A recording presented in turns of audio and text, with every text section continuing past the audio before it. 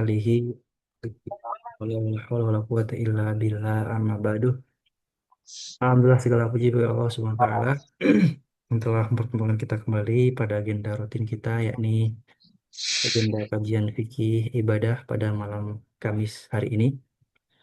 Salat berangkaikan salam semoga selalu tercurah dan limpahkan kepada Nabi besar Nabi Muhammad SAW serta keluarga dan para sahabat kita selaku umatnya, semoga senantiasa dalam kebaikan dan senantiasa dalam bimbingannya, dan semoga kita semua nanti di akhir mendapatkan syafaat yang terbaik dari Allah Subhanahu wa taala.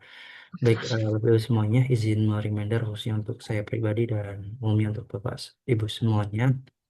Mari kita niatkan agenda 1 jam ke depan ini, kita niatkan tulus untuk menuntut ilmu syar'i, yang dimana kewajiban ini akan selalu melekat pada kita hamba selama kita masih diberi kesempatan hidup dan diberi kesempatan untuk bernafas, maka kewajiban itu akan selalu melekat pada diri kita. Alhamdulillah, mungkin dari pagi sampai menjelang malam ini Bapak Ibu semuanya telah beraktivitas, tapi Bapak Ibu semuanya menginvestasikan waktu untuk belajar. Semoga eh, hanyalah Allah yang pantas membalas waktu kita, dan hanya Allah yang memberikan kita kemudian balasan terbaik. Mari kita siapkan pena kemudian catatan untuk kemudian menyimak pembahasan dari Ustaz Yusuf. Untuk Ustaz Yusuf sendiri, silakan. Tafadhol Ustaz. شكرا جزيلا. بسم الله الرحمن الرحيم. السلام عليكم ورحمة الله وبركاته. بسم الله Waalaikumsalam. والحمد لله والصلاة والسلام على رسول الله وعلى آله وأصحابه ومواله. اللهم صل على محمد وعلى آله وأصحابه أجمعين. أما بعد، رب اشرح لي صدري ويسر لي أمري واحلل عقدة من لساني يفقه قولي. يا معلم إبراهيم وموسى علمنا، ويا مفهم سليمان فهمنا. اللهم علمنا ما ينفعنا وانفعنا بما علمتنا، وارزقنا العمل بما علمتنا، وزدنا علما وارزقنا فهما. Amin ya rabbal alamin. Segala puji dan syukur hanya milik Allah Subhanahu wa taala. Salawat dan salam senantiasa tercurahkan kepada baginda Nabi kita Muhammad sallallahu alaihi wasallam, kepada keluarganya, kepada para sahabatnya, serta kepada seluruh kaum muslimin wal muslimat dimanapun berada. Semoga Allah Subhanahu wa taala melayakan kita semuanya untuk mendapatkan syafaat baginda Nabi kita Muhammad sallallahu alaihi wasallam. Bapak Ibu sekalian yang dimuliakan oleh Allah Subhanahu wa taala, arakum bi khairin insyaallah. Kembali kita pada pertemuan kali ini dalam pembahasan kitab Al-Tahdzib, ya. At-Tahdzib fi adillati matnil ghayati wat takrib.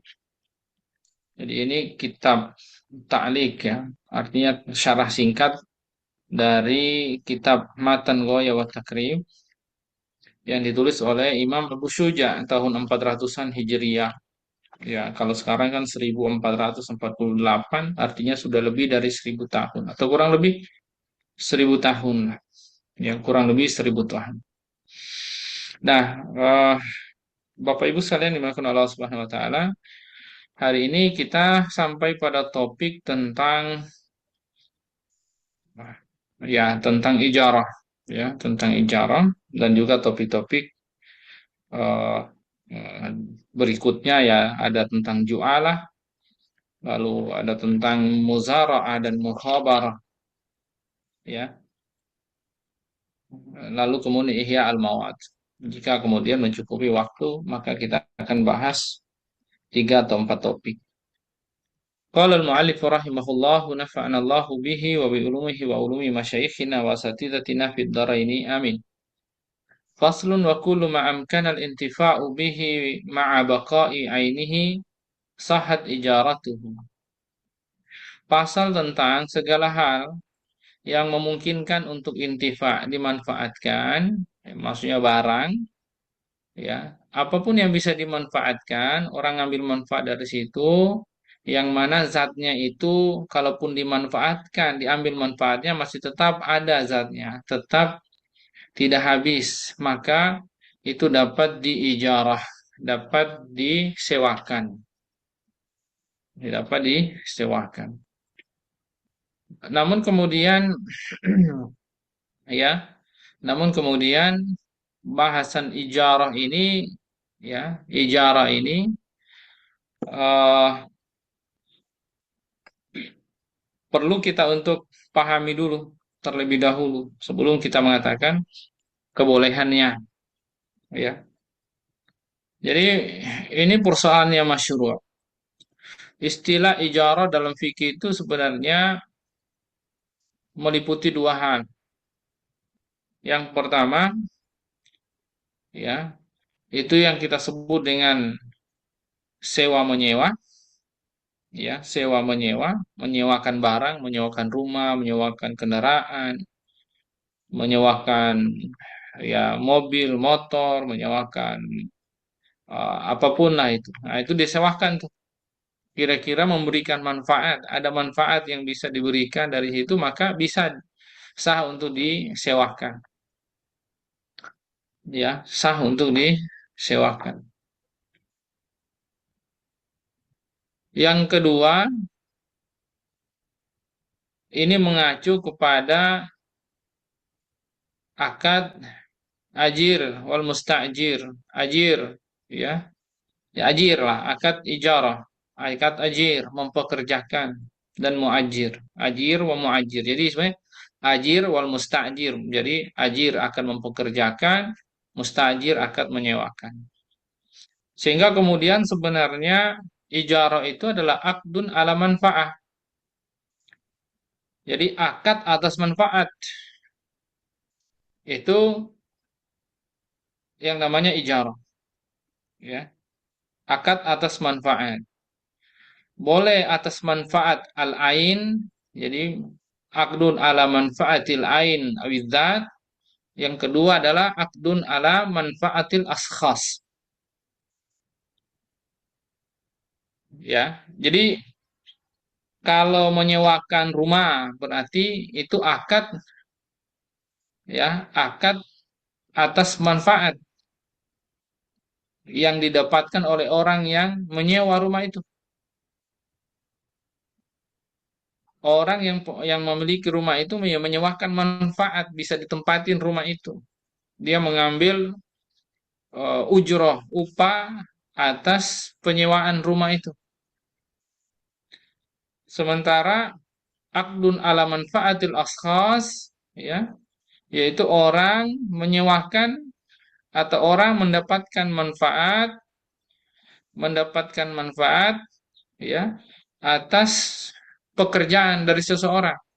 Nah, makanya itu akad kerja mempekerjakan manfaat. Yang satu manfaat atas barang, satu manfaat atas tenaga. Ini yang disebut dengan ijarah. Dalilnya mana? Ya dalilnya bisa kita lihat firman Allah Subhanahu wa taala ya. Kalau ini dalilnya Al-Qur'an ya, yaitu Allah Subhanahu wa taala berfirman dalam surat At-Talaq ayat 6, A'udzu billahi minasyaitonir rajim fa in arda'na lakum fa'atuhunna ujurahun. Kalau mantan-mantan istri kalian itu ya, itu menyusui anak-anak kalian untuk kalian, maka berikan upah-upahnya. Ini kasusnya mantan istri karena dia di surat Tolak. Surat Tolak juz 20 eh, 28 ya. Juz 28 itu bahas tentang masalah perceraian. Tolak. Namun bahasan ini juga berlaku kalau yang misalnya yang arda'na lakum itu yang menyusui anak-anak kalian itu adalah ya ibu susuan. Ini juga kebiasaan orang Arab dahulu ya, walaupun mungkin si ibunya itu punya air susu ya. Dulu umumnya mereka sering bawa anak-anak mereka itu ke badui-badui lembah-lembah Arab itu yang agak terpencil, yang jauh dari keramaian, ya, minta disusuin di sana, diupah, gitu. Jadi ayat ini pun juga sebenarnya mencakup mereka. Artinya dalam kasus susu menyusui itu adalah aktivitas pekerjaan, ya, di mana orang yang bekerja, ya, berarti itu artinya menyewakan tenaganya, menyewakan, ya, jasanya, ya, maka harus diberikan upah. Fa'atu hunna ujurahun, artinya syariat Al-Quran itu, ya, syariat itu memaklumkan aktivitas mereka sebagai al-kasbu al-halal, termasuk, ya, min makasibil halal, termasuk pendapatan atau pekerjaan untuk mendapatkan uang secara halal, ya, yang seperti itu. Nah, kembali lagi kalau kita berbicara tentang uh, apa namanya, ya, tentang si mantan istri, ya, karena ini saya nampaknya kalau dilewatin juga kurang bagus, ya, mumpung bahas masalah ayat ini. Jadi Bapak Ibu sekalian, ini hikmah ya dari ayat ini, bahwa seorang suami itu punya tanggung jawab dalam hal nafkah. Seorang bapak itu punya tanggung jawab dalam hal nafkah, ya. Nafkah kasih makan, nafkah kasih apa namanya? Nafkah kasih pakaian, dan nafkah kasih tempat tinggal. Nggak ada namanya nafkah batin, tuh nggak ada. Sering masyarakat bilang ada nafkah zohir, nafkah batin. Itu nggak dikenal dalam syariat, itu nafkah batin. Jadi em, nafkah itu ya tiga tadi. Makan, pakaian, tempat tinggal. Ya, kalau yang berkaitan dengan hubungan suami istri, hubungan suami istri, yaitu sifatnya apa ya? Mazhar min mazahiri gorizatinal. Itu salah satu penampakan dari penampakan naluri, ya, naluri melestarikan keturunan. Ya, penampakannya, dan umumnya memang harus dipenuhi itu sebagai hajat, sebagai kebutuhan, tapi kebutuhan naluriah, ya, kebutuhan naluriah, seperti itu. Cuma yang seperti itu, ya, yang seperti itu tidak ada dalam bab nafkah, itu disebutkan sebagai nafkah batin, bahasa itu tidak tepat seperti itu, ya, karena konteks nafkah ini kewajiban suami kepada istri, ya, sementara kasus hubungan suami istri dan seterusnya itu, ya, konteksnya sangat berbeda banget, ya, sangat berbeda banget. Nah, itu bisa dibahas di topik yang berbeda. Nah, jadi bagaimana seorang suami itu punya kewajiban tuh memberikan nafkah, nafkah kepada istrinya, nafkah kepada anak-anaknya.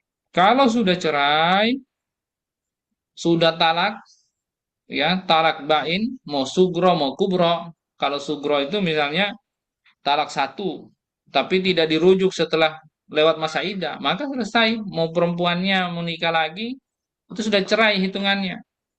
Talak dua, tidak dirujuk, selesai. Mau nikah lagi juga boleh. Kalau talak tiga, ya, itu sama sekali talak bain kubro. Ya, mau kembali nggak bisa lagi. Mau dengan akad baru juga nggak bakalan bisa. Ya, harus nikah dulu dengan orang lain. Itu talak tiga.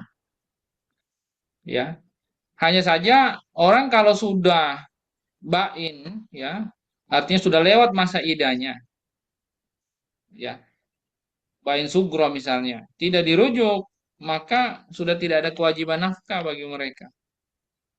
Apalagi bain kubro, ya, bain kubro. Kalau bain kubro, ya, mereka itu ada khilaf apakah harus sampai masa idahnya atau saat talak itu sudah tidak ada kewajiban. Kalau bain kubro itu talaknya karena nusus membangkang, misalnya, mau bain sugro pun juga sama. Kalau dia akibat daripada nusus membangkang, maka pada dasarnya sebagian besar para ulama mengatakan, ya, bahkan tidak sampai berakhir masa idahnya, tidak wajib nafkah bagi mereka. Seperti itu. Itu sebagian besar para fuqaha mengatakan seperti itu. Ya, karena pada dasarnya dengan nusus pembangkangan itu sudah menjadikan mereka tidak punya hak lagi untuk dinafkahi. Jadi istilah nusus itu hanya wanita ya, istri kepada suami. Tapi kalau suami kepada istri bukan nusus, bukan pembangkangan, tapi zolim namanya. Ya, itu namanya zolim. Maka kalau suami itu zalim kepada istrinya dan seterusnya, istrinya bisa mengadukan kepada hakim di pengadilan untuk dibebaskan atau dianulir akadnya, dibatalkan akadnya dengan meminta hakim untuk menuntut kepada suaminya mentalak. Kalau tidak mau nanti hakim yang akan mentalak. Ya, jadi talak itu namanya hulu, ya. Hulu namanya. Tapi dengan konsekuensi maharnya karena permintaan si istrinya untuk mentalak, maka maharnya harus dikembalikan. Nah, itu konsekuensi fikihnya. Nah, jadi di sini dari si penjelasan ini kita dapat pahami bahwa memang setelah sudah ditalak seorang istri itu, ya, dia tidak berhak terhadap nafkah, tetapi anaknya itu tetap harus dinafkahi, ya, tetap harus dinafkahi. Jadi itu tidak ada namanya mantan anak, yang ada mantan istri, mantan suami, ya, nggak ada mantan mertua, karena pada dasarnya mau anaknya sudah cerai sekalipun, mertua tetaplah mertua. Artinya bukan orang lain. Sehingga ya kalau ibaratnya punya hati sama mertua, mertua sama menantunya tetap tidak boleh menikah. Ya, karena dia sifatnya abadi. Itu. Jadi itu menunjukkan bahwa tidak ada yang namanya mantan mertua. Sekali mertua ya tetap mertua. Lalu kemudian istrinya, mantan istri ini kalau dia apa ya namanya ya, menyusui anak-anaknya itu dengan sukarela tanpa ada akad dibayar berapa, maka dia tidak berhak atas upah. Makanya di sini, ya, para istri, ya, perempuan maksudnya, kalau berada pada kondisi seperti itu, ya bisa dia menuntut upah kalau menetain anak-anaknya.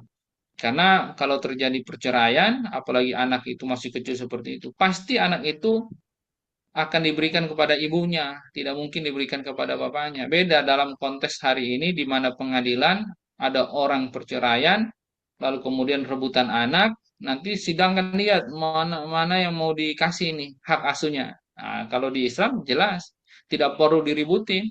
Anak itu paling butuh pada ibunya dalam konteks seperti itu. Maka dalam masih kecil seperti itu, ya, belum tamyiz, maka diserahkan kepada ibunya. Si bapaknya cukup menafkahi, ya. Jadi si ibunya dikasih bayar karena selama pengasuhan itu, ya, eh, selama membiayai, maaf, selama menyusui. Itu konteksnya. Nanti kalau dia sudah tamis, sudah bisa membedakan, si anak nanti disuruh pilih mau ikut ibunya atau ikut bapaknya. Kalau dia memilih bapaknya, maka anak itu diserahkan kepada bapaknya. Kalau mau ikut ibunya, maka diserahkan kepada ibunya. Tapi kalau ibunya langsung nikah lagi, maka otomatis anak itu diserahkan kepada bapaknya. Ada yang mengatakan diserahkan kepada neneknya, tetapi ya sebenarnya itu hak asuhnya, hak si ibunya. Kalaupun si anak milih dia, lalu dia nikah lagi, hak asuhnya batal. Baik, ini sekedar keluar dari konteks bahasan kita di kesempatan ini tentang ijarah, tapi nampaknya memang menarik sih untuk bahas ayat itu, ya, karena di tengah masyarakat juga menjadi tuntutan karena banyak yang tidak paham. Lalu kemudian kita bisa lihat dalam kasusnya Syuaib, ya, para mufasir mengatakan ini bukan Nabi Syuaib, ya, saat bertemu dengan Nabi Musa setelah membunuh seorang lari dari uh, kerjaan para pemuka Kibti, ya, pemuka Kibti di Mesir kala itu, ya. Lalu dia lari ke negeri Madian, bertemu dengan Syuaib di sana. Pertama kedua putrinya yang sedang mau ngasih minum air, lalu menunggu, ya, karena banyak para lelaki kasih minum air, apa minum hewannya. Lalu kemudian Nabi Musa melihat, eh, ya, nampaknya harus dibantu dan dibantu, ya, dibantu. Lalu mereka kembali, kedua putrinya melaporkan kepada ayahnya ada seorang pemuda yang membantu mereka untuk minumin hewan hewan apa hewan, ya, peliharaannya. Lalu kemudian mereka bilang kepada ayahnya, "Ya abatis ta'jirhu inna khaira man ista'jartal qawiyul amin." Qala inni uridu an unhik an unkihaka ihda ibnatayya hataini ala an ta'jurani thamaniyah hijaj. Ya, di surat Qasas ayat eh, 26 hingga 27. Nah, anaknya bilang kepada bapaknya, "Wahai bapakku, pekerjakanlah dia." Ya, jadi pekerjakanlah dia. Ini ayat kedua, ya, tentang ijarah. Pekerjakanlah dia, dan anaknya merekomendasikan kalau mempekerjakan dia ada dua hal yang didapatkan dan kenapa dia layak untuk dipekerjakan. Yang pertama, dia koi.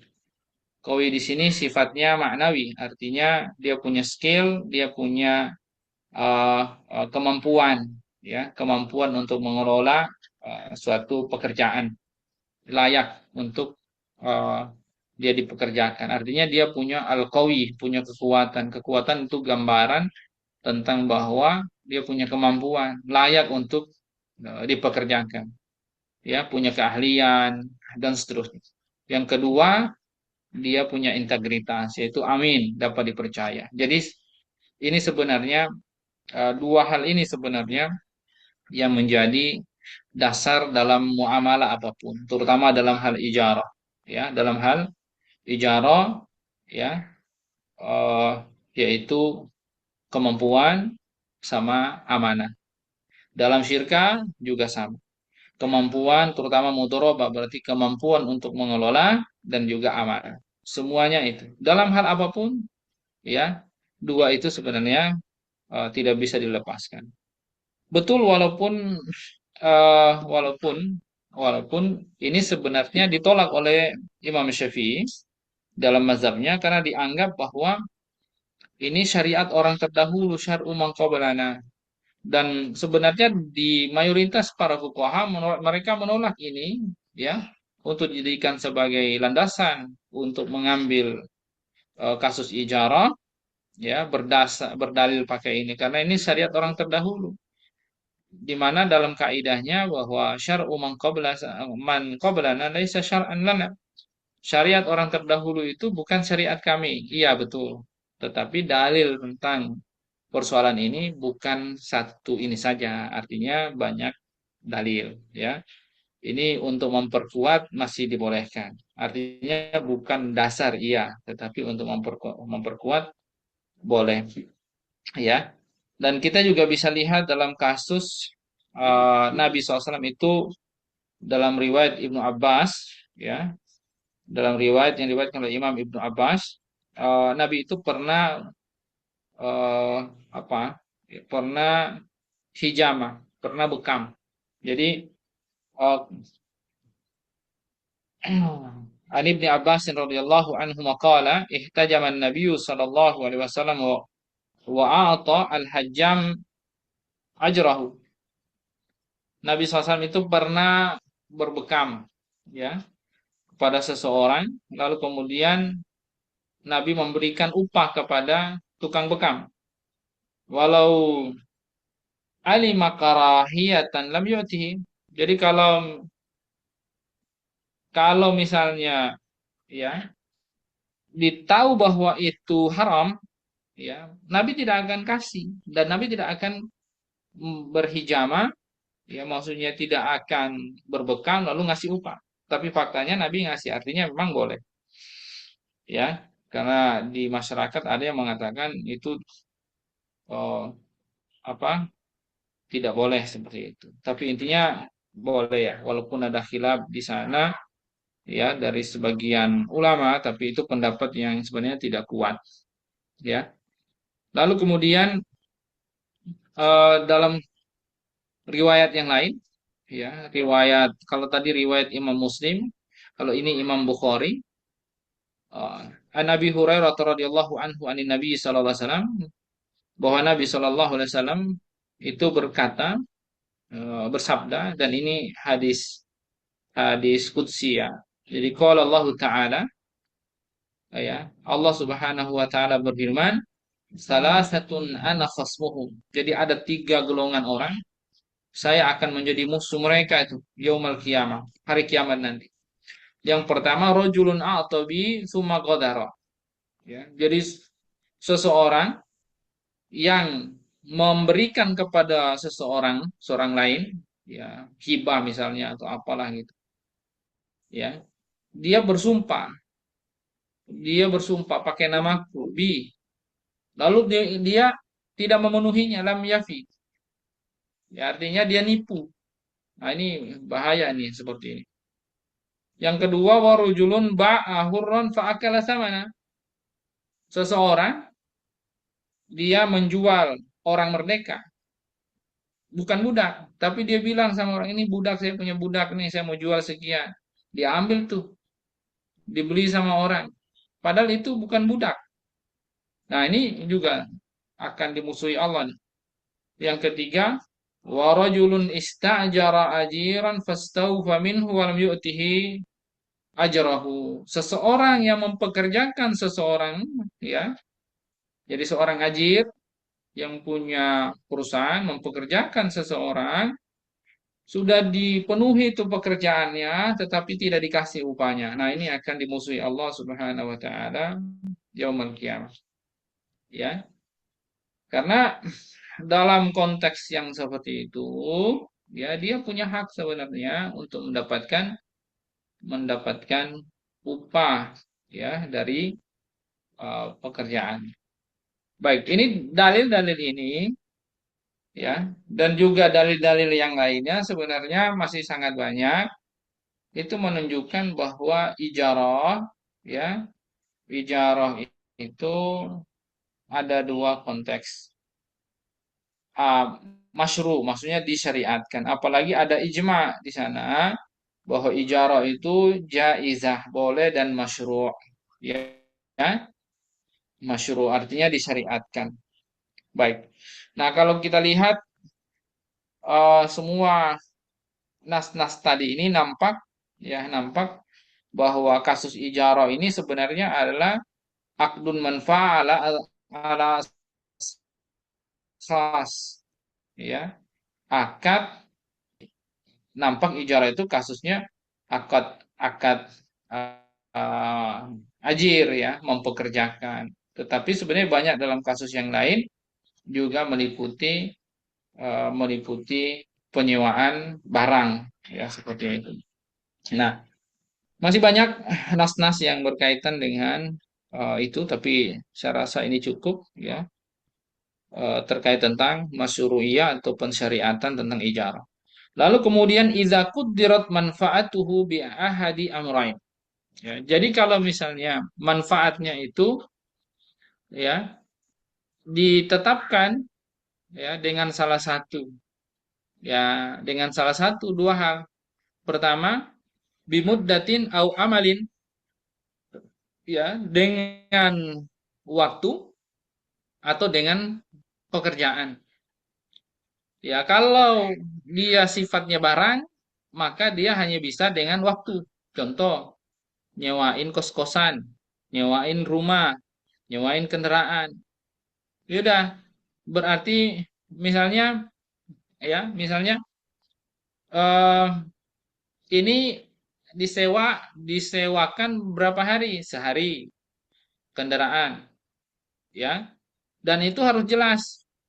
Sehari itu minta kejelasan.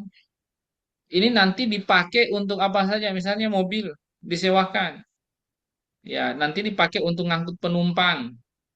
Ya, kurang lebih misalnya. Ya, sekitar berapa orang. Dari mana ke mana.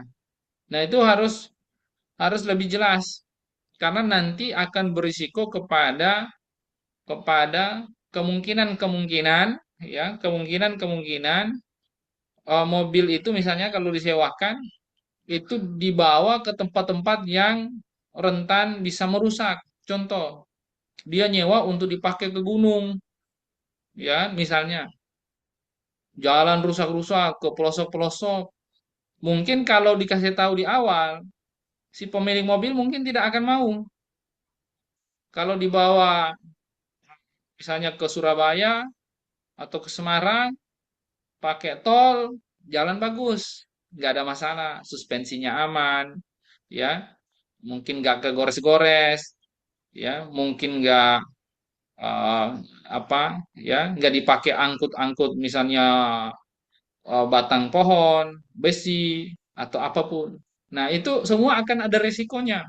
Makanya saat menyewakan apapun, mau rumah, mau kendaraan, itu harus jelas tuh. Ya, rumah misalnya ini mau disewakan rumah atau ruko, ini untuk apa? Ruko misalnya, rukonya untuk jual retail lah, makanan ringan dan kebutuhan sembako dan macam-macam. Tahu-tahunya dipakai jual pipa, ya tentu resikonya berbeda. Atau dipakai jual misalnya eh, barang-barang yang ya bisa cepat merusak rumah tersebut misalnya atau luka tersebut, ya tentu berbeda. Jadi dijelaskan di awal, jelaskan di awal itu mau disewakan untuk apa, ya. Jadi berapa lama dan harus dijelaskan, ya, dan seterusnya. Nah, oleh karenanya, ya, itu harus jelas di awal karena konsekuensinya nanti pada pada ketika terjadi apa-apa pada barang itu, maka akan akan bisa untuk dituntut, ya, apakah harus dituntut dan harus ganti rugi oleh yang menyewakan, dia menjamin itu, ya, karena dianggap kelalaian dan seterusnya melanggar akad, atau kemudian eh, tidak perlu diganti kalau memang rusak. Karena kalau rusak sesuai dengan akad, ya, maka langsung batal akad itu. Contoh nih, dia nyewa satu rumah, lalu ke bawah longsor atau gempa bumi, hancur tuh rumah, bukan karena dirusak sama dia, ya langsung batal akadnya, nanti ada di depan penjelasannya, ya, penjelasannya langsung batal, dan dia tidak mengganti, artinya ya yaitu musibah namanya, ya, namanya musibah. Nah, lalu gimana kalau misalnya sewa rumah lalu dipindah tangankan, disewakan lagi boleh, nggak ada masalah, dan tidak disyaratkan melapor. Hanya saja, ya, siapapun yang melanjutkan sewanya, orang lain misalnya, dia harus menggunakannya sesuai dengan akad juga, ya, dan adabnya sebaiknya melapor, ya. Memang itu tidak syarat, tapi adabnya sebaiknya melapor, apalagi kalau itu disyaratkan saat di akad di awal, maka harus berarti dia harus penuhi karena itu tidak termasuk syarat yang batil, ya. Maka kalau punya rumah, ya, nggak masalah disyaratkan di awal, ya, kalau misalnya mau dioper lagi dia nggak larang, tapi kalau mau dioper ke siapapun nanti tetap beritahu, ya, seperti itu berarti karena itu syarat tidak bertentangan, maka kalau oper sewa misalnya eh, orang itu tetap harus memberitahukan ya kepada pemilik seperti itu. Karena al muslimuna ala syurutihim, ya muslim itu harus memenuhi syarat-syarat eh, yang mereka tetapkan dalam akad, ya selama itu tidak bertentangan dengan syariat. Nah, ini kalau kasusnya sewa barang, ya sewa barang. Nah, kalau dia mempekerjakan seseorang, maka itu ada dua hal, ya ada dua hal.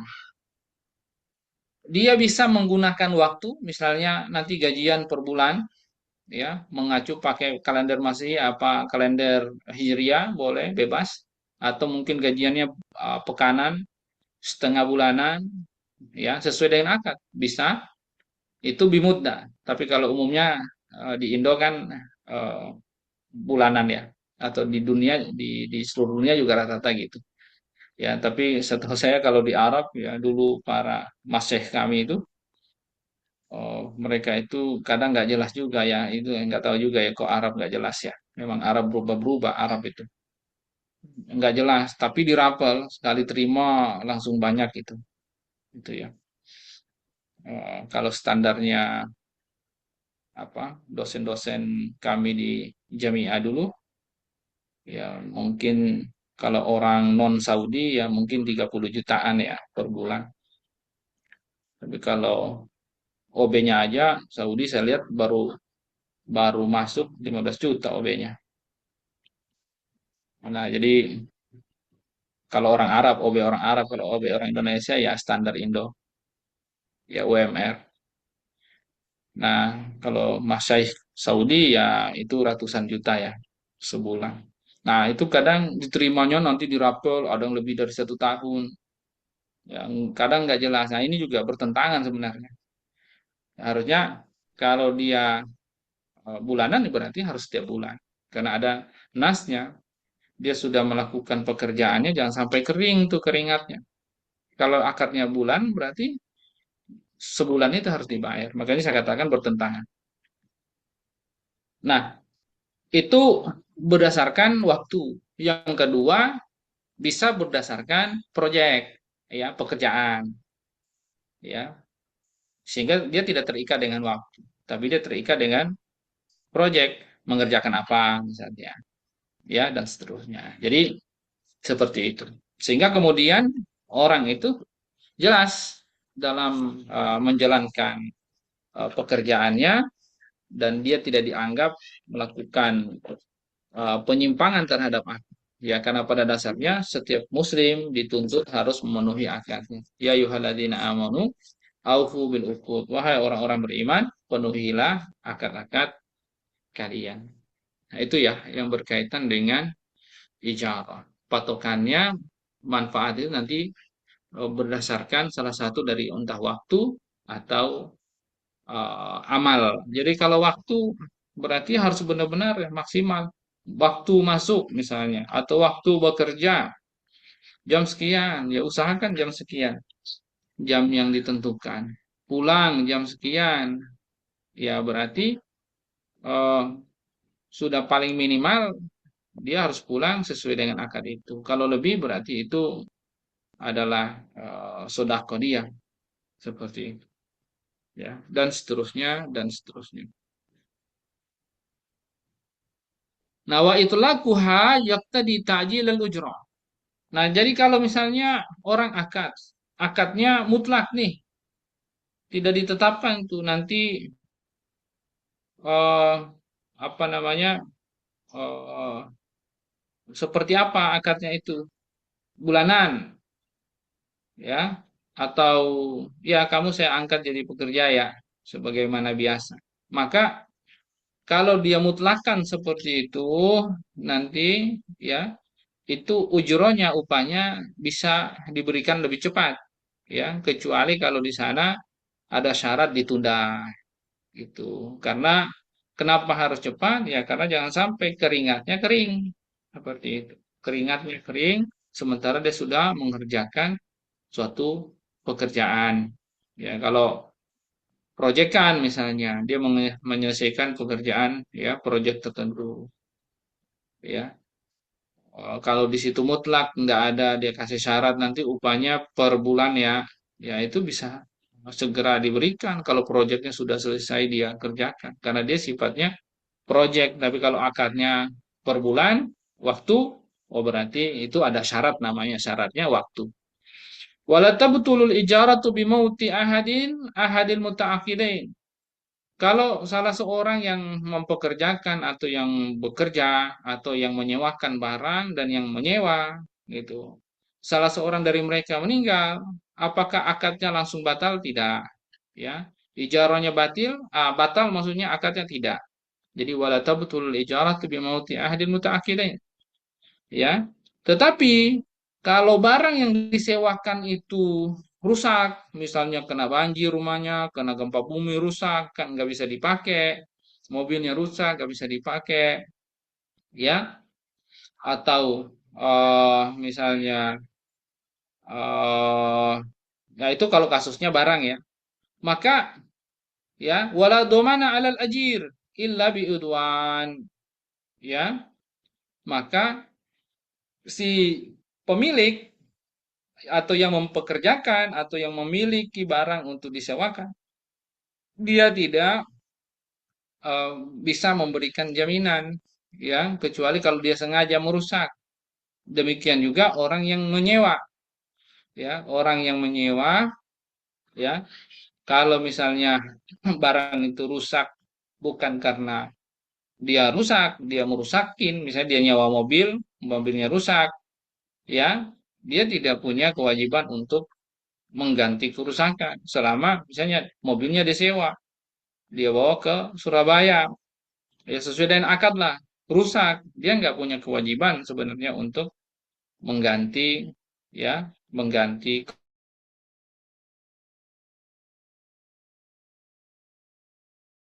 kerusakan atas barang tersebut sesuai di luar akad misalnya, nah rusak dia harus ganti, ya, dan seterusnya. Baik, ini yang berkaitan dengan ijarah. Yang berikutnya terkait tentang ju'alah atau ja'alah. Soalnya ju'alah sebenarnya. Wal ju'alah jaizah. Fasl. Wal ju'alatu au ja'alatu jaizatun. Wa huwa an yashtarita fi raddi dalatihi iwadan ma'luman fa idza raddaha istahaqqa dzalika al-iwad al-mashrut. Jadi ju'ala ini sayembara. Sayembara ya artinya bisa diterapkan dalam banyak hal. Ya dalam kasus-kasus yang umum lah, sayembara sudah maklum lah, ya. Biasanya siapa yang bisa menemukan barang saya yang hilang, kambing saya hilang, onta saya hilang, ya mobil saya hilang, ya dompet saya hilang dan bisa membawanya kepada saya, ya barangnya ada, nanti saya kasih jaizah, ya saya kasih eh apa namanya hadiah lah, jaizah itu, ya. Jadi itu boleh, ya. Jadi juala ya sayembara. Bentuknya apa? Wa huwa an yashtarita fi raddi dhalatihi iwadan ma'luman.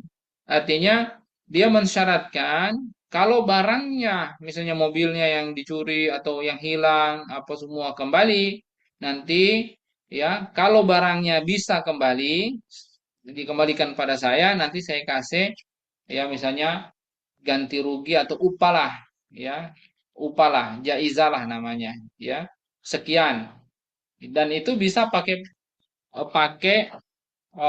ya umumnya adalah dia menggunakan angka misalnya eh, misalnya ya misalnya eh, 1 juta misalnya 2 juta 10 juta misalnya, ya yang bisa nemukan mobil saya bawa ke saya, nanti saya kasih 10 juta misalnya, nah itu bisa, ya. Kalau dalam konteks biasanya digunakan dalam kasus perusahaan, ada saja orang yang mempekerjakan orang lain bukan dengan akad ijarah, tapi dengan akad jualah, bisa saja. Berarti bukan akad ijarah, tetapi dia mempekerjakan orang dengan akad jualah. Dan boleh juga dimix antara misalnya akadnya ijarah, ada ijarahnya, tetapi kemudian dia juga gunakan jualah ya untuk menaikkan aktivitas. Biasanya di sales ya, biasanya di sales. Ya bisa aja ada akad ijarah plus jualah di situ. Kalau capai target nanti ada bonus. Nah, segitu. Nah, itu bisa saja, nggak ada masalah. Artinya akad ijarahnya dia bekerja eh, dalam waktu setiap bulannya, sementara target itu akadnya akad jualah. Jadi nggak ada masalah seperti itu. Nah, kalau dalam konteks eh, di luar, kecuali kalau simsar ya, kalau simsar ya simsar saja, nggak boleh dibarengin dengan akad ijarah. Karena simsar ya sendiri, ijarah ya sendiri. Makanya kalau misalnya kita meng-hire orang bekerja, kita bisa misalnya menjualkan produk lah ya. Kita mungkin berat kalau kalau mempekerjakan orang karena harus gaji, misalnya per bulan ya atau proyek. Karena kalau ijarah itu dia mengerjakan sesuatu berhasil tidak berhasil dia sudah keluar pekerja, dia sudah bekerja tuh tetap harus harus dibayar kan begitu ya. Dia mengerjakan apalagi pekerjaan yang terus menerus menerus gitu. Beda dengan kasus eh, apa kasusnya simsar atau apa tuh simsar ya, makelar gitu ya. Makelar berarti misalnya kita minta kalau bisa menjualkan barang ini nanti ya sekian persen keuntungannya itu milik kamu atau kita bagi dua misalnya. Ya itu ya bisa kita menggunakan eh, simsar ya. Nah itu simsar. Nah ini kaitannya dengan jual. Jadi faida raddaha istahaqqa dzalikal iwadul masyrut.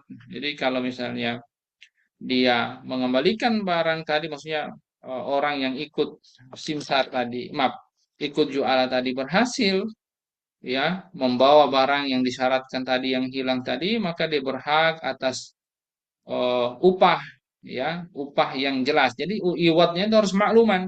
Makluman itu boleh angka, boleh persentasi.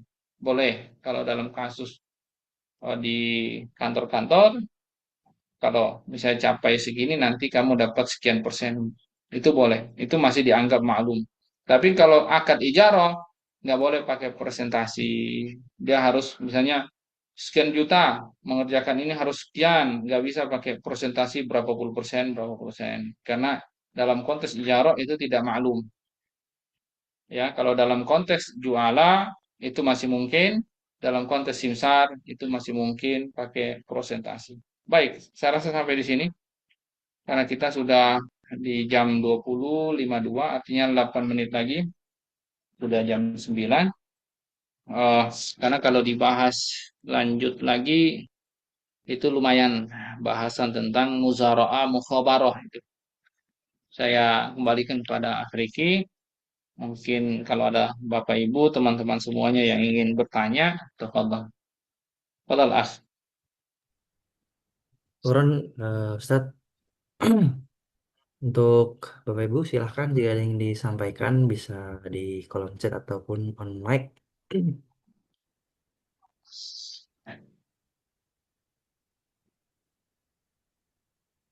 Sebenarnya tidak ada Ustadz.